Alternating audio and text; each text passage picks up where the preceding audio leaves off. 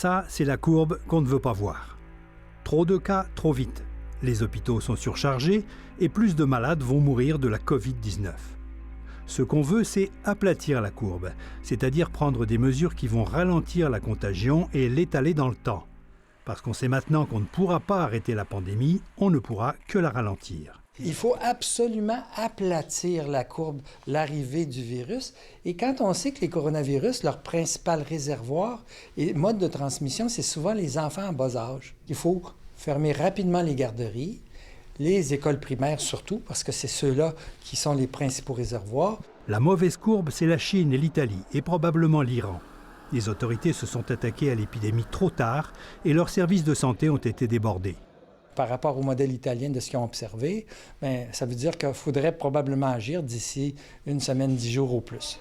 L'exemple à suivre est celui de la Corée du Sud, qui, avec 7800 cas, n'a eu que 66 morts.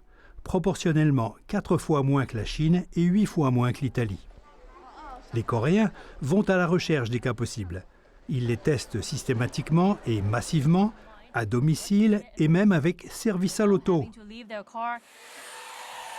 Les endroits suspects sont soigneusement désinfectés et surtout les autorités encouragent ce qu'on pourrait appeler l'éloignement social. Pas n'importe où, quarantaine dans les régions où les cas ont été détectés, plus de grands rassemblements, institutions fermées et contacts limités entre individus.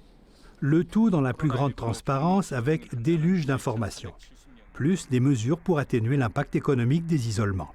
Si on veut vraiment être actif, on va choisir la zone où il y a une transmission et on va fermer dans ces zones-là. Mais si on pense que la zone s'étend à la province en entier, il faudra le faire de façon générale tout en même temps parce qu'on parle de fermeture en général pour contrôler les coronavirus sur des périodes de 4 à 8 semaines et beaucoup plus près de 8 semaines.